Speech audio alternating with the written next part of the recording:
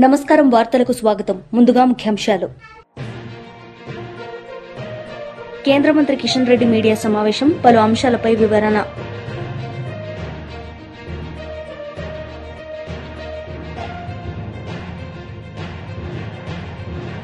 మాజీ మంత్రి అంబటి రాంబాబు మీడియా సమావేశం, పలు అంశాలపై వివరణ.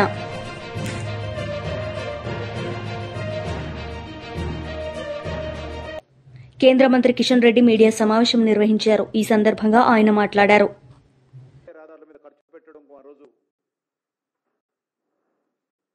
కేంద్ర ప్రభుత్వం ప్రయత్నం చేస్తే చాలా మంది నవ్వుకున్నారు.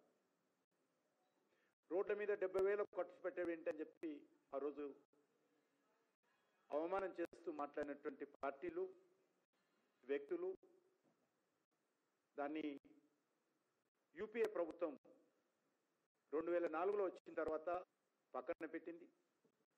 10 సంవత్సరాలు యూపీఏ ప్రభుత్వం పోయిన తర్వాత మళ్ళీ నరేంద్ర మోడీ గారు 2014 వచ్చిన తర్వాత వాజ్పేయి గారు ప్రారంభించినటువంటి స్వర్ణ చతుర్భుజి జాతీయ రహదారులు దేశ రాజధానులను కనెక్ట్ చేసేటువంటి ఈ కార్యక్రమాన్ని అత్యంత ప్రాధాన్యత ఇచ్చి ముందుకు తీసుకెళ్తున్నాం.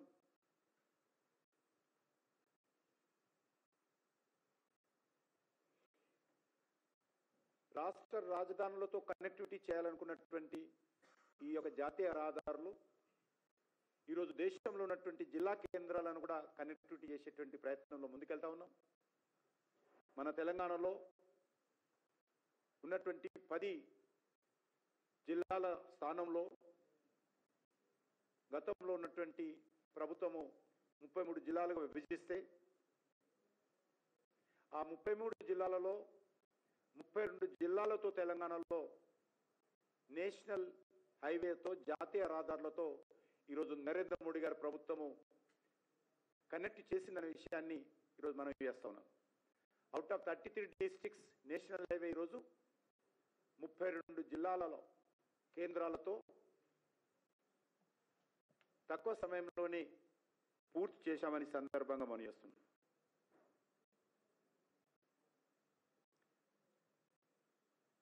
నరేంద్ర మోడీ గారి ప్రభుత్వము నిధుల కొరత లేకుండా కనెక్టివిటీ విషయంలో, అది ఎయిర్పోర్ట్ల విషయం కావచ్చు,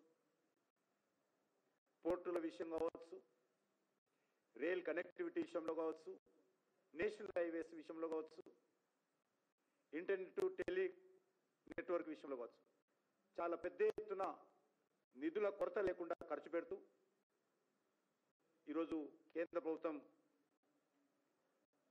చాలా వేగవంతంగా ఈ యొక్క రంగాలను అభివృద్ధి చేసే దిశలో ముందుకెళ్తా ఉంది.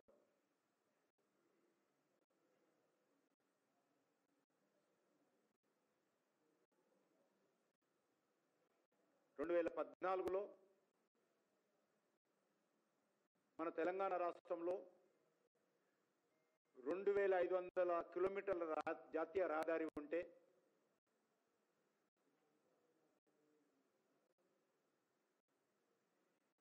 ఈరోజు సుమారు 5,200 కిలోమీటర్ల జాతీయ రహదారి పెరగడం జరిగింది. అనేక కొత్త ప్రాజెక్టులు ప్లానింగ్లో ఉన్నాయి. గత 10 సంవత్సరాలుగా 1,26,485 కోట్ల రూపాయలు కేంద్ర ప్రభుత్వము జాతీయ రహదారుల మీద ఖర్చు పెడతా ఉంది.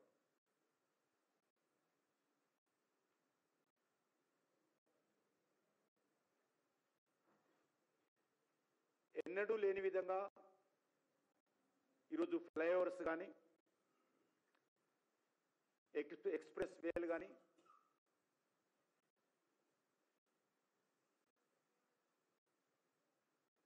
రింగ్ రోడ్లు కానీ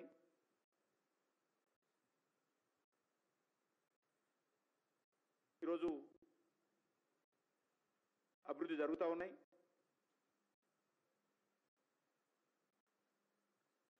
AP biodiversity board chairman Neelayapalem Vijay Kumar media సమావేశం నిర్వహించారు. ఈ సందర్భంగా ఆయన మాట్లాడారు.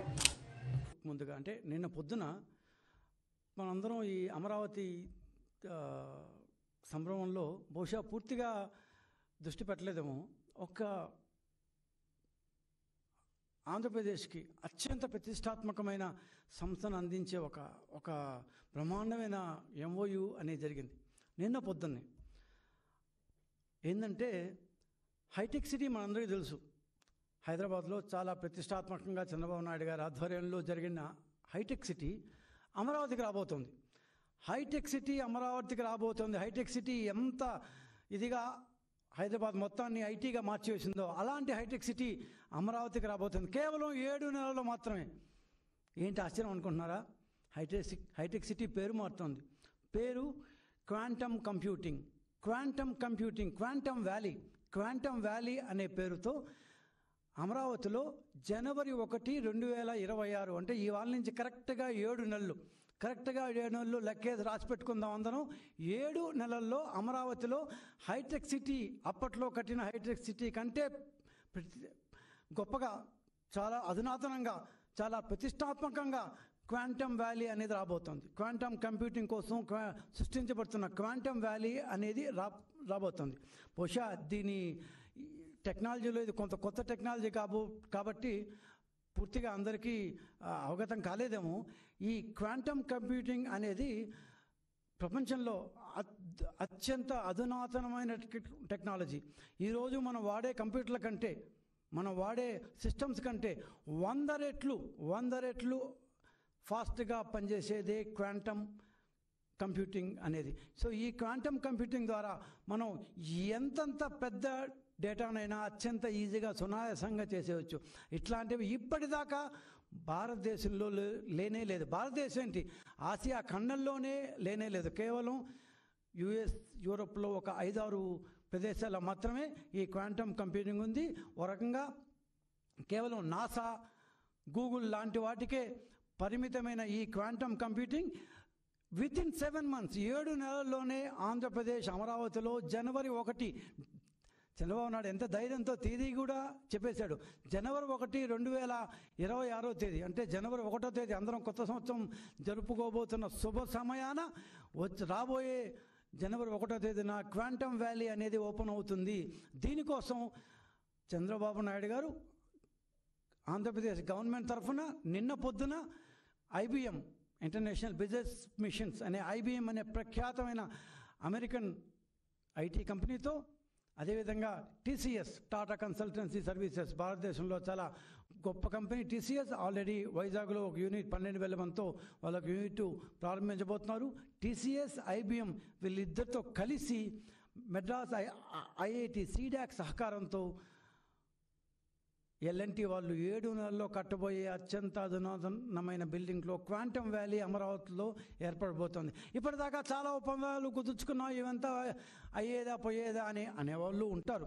కానీ ఈరోజు చెప్తున్నాం, రాసుకోండి, the difference that the quantum valley is going to have in Amaravati, not only in Amaravati. ఎట్లయితే మనం మైక్రోసాఫ్ట్ని, ఆరకల్ని తెచ్చి హైటెక్ సిటీ అనే బిల్డింగ్లో మొట్టమొదటిసారి పెట్టి ఎంత హైదరాబాద్కే ఒక మణిమకుటమయ్యేది, అసలు అర్థం కాని, మనం ఊహించనంత. బీఆర్ఎస్ లీడర్ మీడియా సమావేశం నిర్వహించారు. ఈ సందర్భంగా ఆయన మాట్లాడారు. 41 లక్షలు CCI కొనుగోలు చేసినట్టు CCI ప్రకటిస్తే 25 లక్షల మంది రైతుల సంఖ్యకు గాను 6,30,000 మంది రైతులు మాత్రమే CCIకి అమ్మినట్టు ఆ 6,30,000 మంది రైతుల వివరాలు వాళ్ళు ఆన్లైన్లో పెట్టారు. 6,30,000 మంది రైతుల ఖాతాలలో మాత్రమే ఈ 41 లక్షల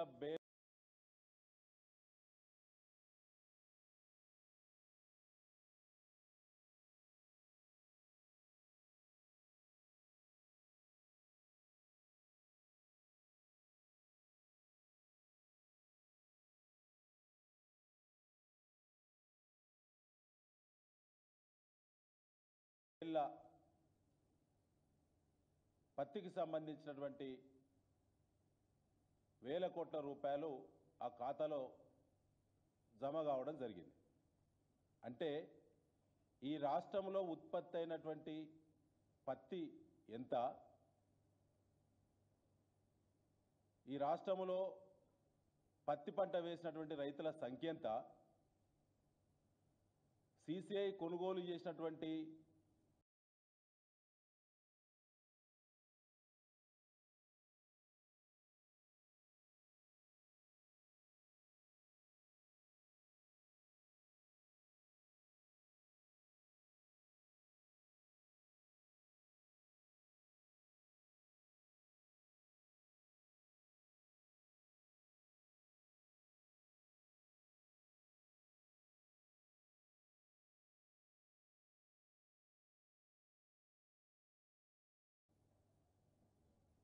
పంట బేళ్ల రూపంలో చూస్తే 80% పంట కొనుగోలు చేసింది సిసిఐ, 20% మంది రైతుల నుంచి మాత్రమే కొనుగోలు చేసినట్టు అధికారిక లెక్కలు చెప్తున్నాయి.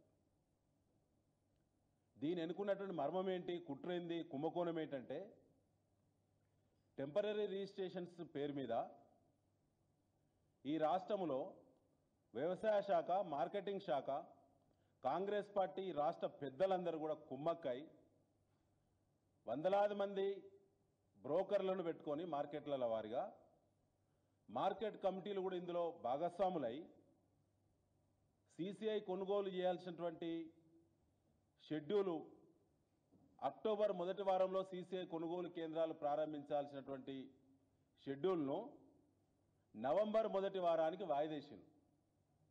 దానివల్ల నెల రోజులు కొనుగోలు మద్దతు ధర లేట్ అయింది కాబట్టి కడుపుగాలిన రైతు, అప్పుల ఒత్తిడికి గురైనటువంటి రైతు ఆ పంట రైతు చేతులకు వెళ్ళి వచ్చి మార్కెట్లో బ్రోకర్ల చేతిలో, ట్రేడర్ల చేతులకు వచ్చింది. ఇది ఒక వ్యూహాత్మకమైనటువంటి, ఒక కుట్రపూరితమైనటువంటి, ఒక ప్రణాళికాబద్ధమైనటువంటి ఒక కుంభకోణం. దీపావళి సందర్భంగా ఈ రాష్ట్రంలో ఉన్నటువంటి ప్రధాన ట్రేడర్సు, ఈ రాష్ట్రంలో సిసిఐ ఉన్నతాధికారులు హైదరాబాద్ కేంద్రంగా 5 స్టార్ హోటల్లో దీపావళి సందర్భంగా ప్రత్యేకంగా ఒక దావత్ పెట్టుకొని కొనుగోళ్లు సిసిఐ కేంద్రాలు లేట్ చేయడం ద్వారా రైతుల చేతుల్లో ఉన్నటువంటి పంట కడుపుగాలి తక్కువ ధరకు అమ్ముకుంటారు. అది ఎట్లాగో మార్కెట్లకే వస్తుంది, మార్కెట్లో ట్రేడర్ చేతికి వస్తుంది. వచ్చిన తర్వాత కొనుగోళ్లు ప్రారంభించడం ద్వారా రైతుల పేరు మీద 7,521 రూపాయల క్వింటాల్ చొప్పున సిసిఐకి పెట్టచ్చు అనేటువంటిది ఇలా ఈ కుంభకోణం ఈ పద్ధతిలో జరిగింది.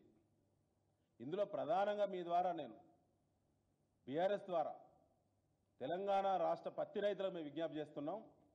మీకు తెలియకుంటేనే నిలువు దోపిడీ జరిగింది ఈ రాష్ట్రంలో. కాంగ్రెస్ పార్టీ పత్తి రైతులను కూడా వదిలిపెట్టలేదు.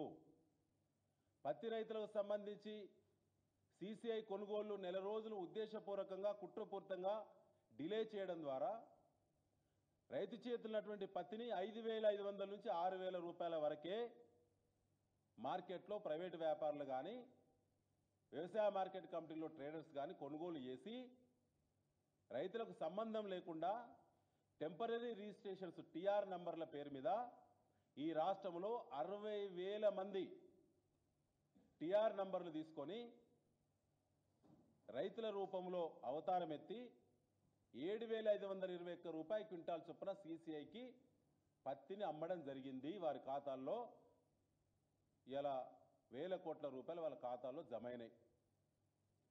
దీనివల్ల దాదాపు 3,000 కోట్ల రూపాయల దోపిడీ, నిలువు దోపిడీ, పత్తి రైతులను నిలువు దోపిడీ చేసింది కాంగ్రెస్ పార్టీ ప్రభుత్వము, తెలంగాణ ప్రభుత్వం. 7 మార్కెట్ కార్యదర్శులను సస్పెండ్ చేసిన తెరపైకి ఈ వార్తలు రాగానే మాజీ మంత్రి అంబటి రాంబాబు మీడియా సమావేశం నిర్వహించారు. ఈ సందర్భంగా ఆయన మాట్లాడారు. ఈ 5 సంవత్సరాల్లో 48,000 కోట్ల రూపాయలు ఖర్చు పెడతానని చెప్పారు. 48,000 కోట్ల రూపాయలు ఖర్చు పెడతామని చెప్పారు.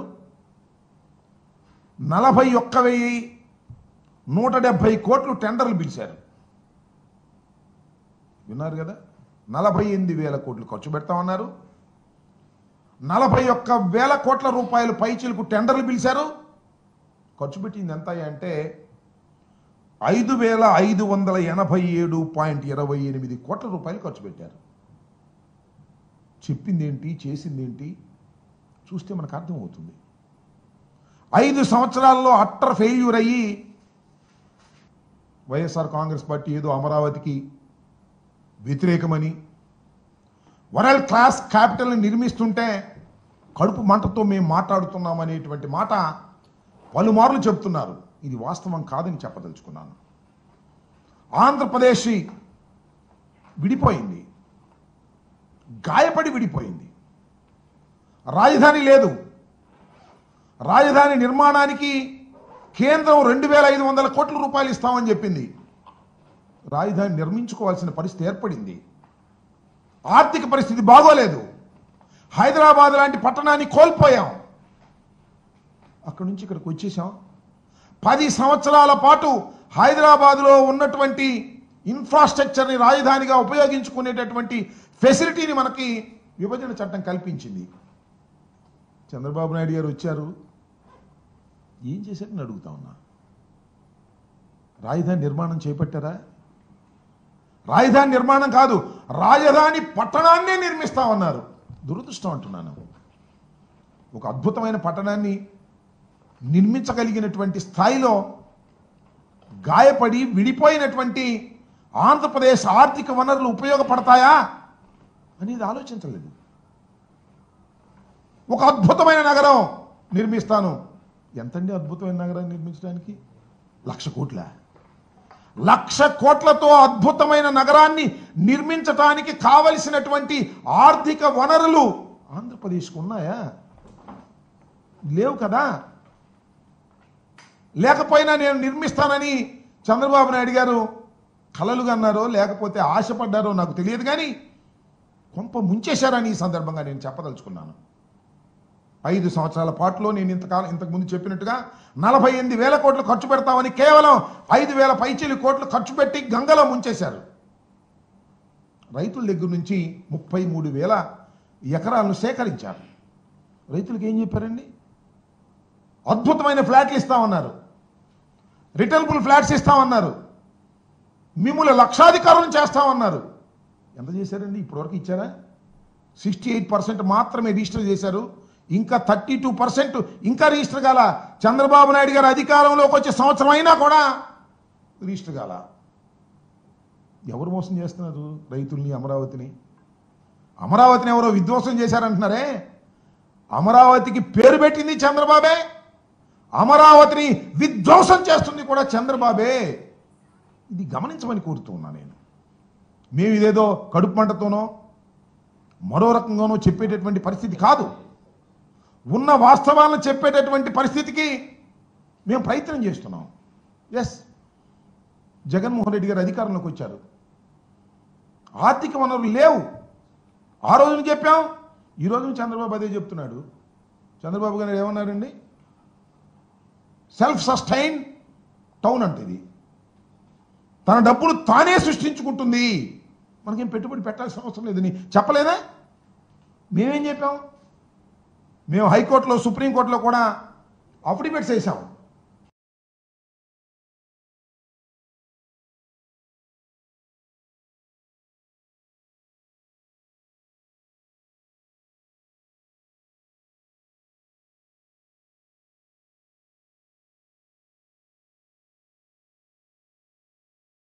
$2,271 కోట్ల రూపాయలు శాసనసభకు ఖర్చు పెట్టడానికి అంచనా వేశారు. ఇవాళ టెండర్లు ఎంత పిలిచారండి? అదే శాసనసభకి 4,689 కోట్ల రూపాయలు. అప్పటికి ఇప్పటికీ సిమెంటు, ఐరన్ ధరలు తగ్గినప్పటికీ కూడా ఎందుకు ఈ విషయాలను చెప్తున్నానంటే, మీరు అప్పు తీసుకొచ్చి అమరావతి నిర్మాణం కాదు దోపిడీకి మీరు పాల్పడుతున్నారు అనే విషయాన్ని ప్రజలకు అర్థం కావాలనేటువంటి అంశం మీద నేను చెప్పదలుచుకున్నాను. ఈ రకంగా అదే జాతీయ రహదారులు 20 కోట్ల రూపాయలండి కిలోమీటర్కి. ఇవాళ ఎంత అండి? అక్కడ 50 కోట్ల రూపాయల కిలోమీటర్కి. దోచేద్దామనే, కాంట్రాక్టుల ద్వారా దోచేద్దామనే, అంత దోపిడీ చేయాలనేటువంటి దృక్పథం తప్ప Venkatagiri incharge Nedurumalli Ram Kumar Reddy Venkatagiri incharge Nedurumalli Ram Kumar Reddy media సమావేశం నిర్వహించారు. ఈ సందర్భంగా ఆయన మాట్లాడారు. లోడ్ చేస్తాం, ఎక్స్పోర్ట్ చేస్తాం ఈ అఫీషియల్ మైనింగ్ పేర్ల మీద.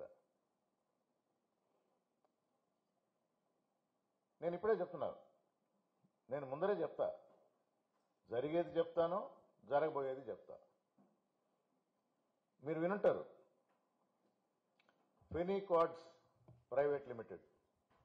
ఎక్కడదయ్యా ఈ కంపెనీ తెలుసా? ఫెనీ క్వాడ్స్ ప్రైవేట్ లిమిటెడ్.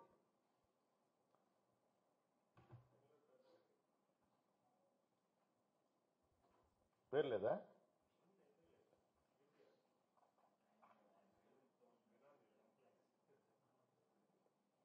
ఎక్కడ ఎవరు భయపడటంలా? దోచుకోవడంలో మేము ముందుంటాము. మాకు తెలిసిన పద్ధతి, మమ్మల్ని ఎవరు ఏం చేయలేరు, పట్టుకోలేరు. ఫెనీ క్వాడ్స్ ప్రైవేట్ లిమిటెడ్ పాత రోజులలా కాదు, బటన్ నొక్కితే అంతా వచ్చేస్తుంది ఇన్ఫర్మేషన్.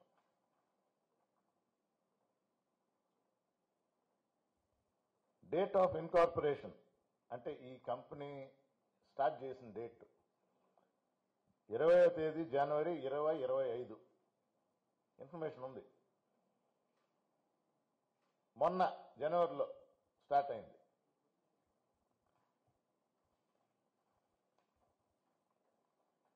డైరెక్టర్లు 4. ముళ్లపూడి ప్రభాకర్ రావు, రవీంద్రబాబు మేక డైరెక్టరే, Veerraju Mavuri director, Vijay Kumar Reddy Mannemala managing director. ఈ 4 పేర్లు మీకు ఎవరికైనా తెలుసా? ఎవరు వినలేదా? కొంచెం పరిశోధించండి. మేనేజింగ్ డైరెక్టర్ మన్నెమాల విజయ్ కుమార్ రెడ్డి, మిగతా 3 డైరెక్టర్లు. మీరు కూడా చూడండి. ఈ విషయం మీ ద్వారా ఆఫీసర్లు కూడా చెప్తుంటా. 4 నెలల క్రితం ఫ్లోట్ అయిన కంపెనీ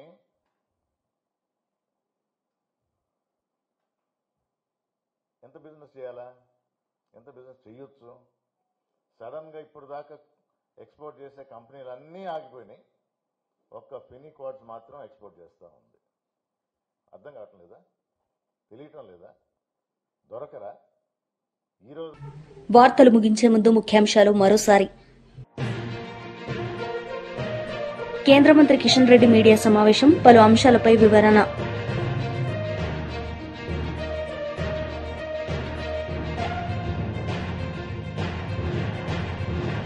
మాజీ మంత్రి అంబటి రాంబాబు మీడియా సమావేశం, పలు అంశాలపై వివరణ.